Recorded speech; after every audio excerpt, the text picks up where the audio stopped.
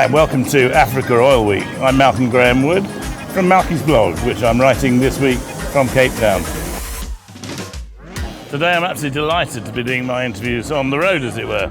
And my victim here with me today is Simon Phillips, soon to be CEO of Agulhas PLC, which is what some people will know as Comarco Ports.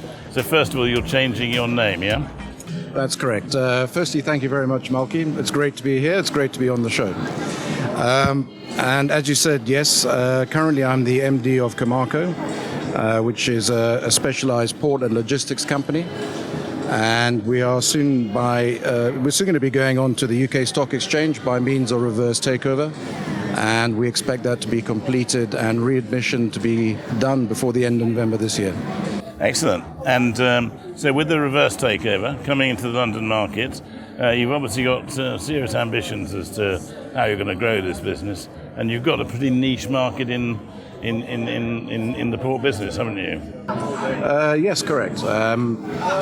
Traditionally, the family's been, or rather the company's been operated as a family company. It's been in existence since 1971, so recently celebrated its 48th birthday. And by going on to the UK Stock Exchange, we hope to be able to move away from a traditional family business model and become more corporatized, and to take advantage of our niche position in East Africa, which is extremely strategic in terms of port operations, and also in connection with the up-and-coming Mozambique LNG project. Understood. And you've recently been gazetted, I hear. Tell me what that means for your business.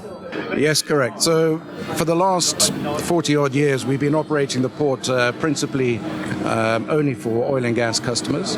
And that works pretty well when there's oil and gas activity in the region. But as we all know, oil and gas sadly is very cyclical. Yeah. And with the oil and gas crash at the end of 2014, most of the exploration activities in East Africa were pulled. And having geared up and spent a lot of money and investment in providing a first-class port facility, we decided it's probably better not to focus only on oil and gas as the sole customer, but rather to view oil and gas as a customer of the port. So we ended up having to change the custom designation of the port facility, and in July this year we were granted full custom status to be able to import and export cargo on a par with the Kenyan Port Authority, and obviously we work hand in hand with the Kenyan Port Authority to ensure that we complement their activities and we don't compete with them. So it's going to be a pretty big business before long, I would imagine, and you're going to be growing this business, I imagine, in the next 2 or 3 years quite strongly. Yeah, absolutely. So, I mean, as I said a little bit earlier, from focusing solely on oil and gas, the idea for us is to use the port in order to diversify our revenue stream. Ports, as we know, in East Africa historically have been very good revenue generators. So we're ideally focused to take advantage of our new facility. So ideally, would you like, say, 50%, 50-50 oil and gas business, or would you think it might be less than that? Malcy, I think it'll probably be less than that. Up until certainly 6 months ago, it was 100% oil and gas.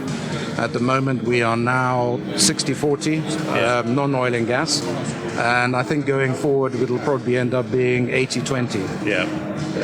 So this is very exciting. Thank you very much for dropping by on our little spot here at Africa Oil Week. Just tell us, as a sort of final thing, you've got, as you go through the process, changing the name, reversing into London, presumably quite a big change in the shareholders and so on. How do you see the business over the next 12 to 18 months? Yeah, that's obviously a very good question, Malcy. Well, I think firstly, the most important thing is for us to be readmitted into the UK Stock Exchange. As you said, it's by means of reverse takeover. So on completion and readmission, I will effectively become the CEO of Agulhas, which is the new name of the listed entity. And it gives us the opportunity to move away from a family-run business to a corporate entity with a broad stock, with a broad shareholder base, and for us to be able to deliver the strategies which we've got lined up for the port, the diversification side, and also, most importantly, from an oil and gas point of view, to take full advantage of the opportunities coming up with the Mozambique LNG. Well, thank you very much. Simon Phillips, thank you very much for joining us at Africa All Week. Nice to see you. Bye now.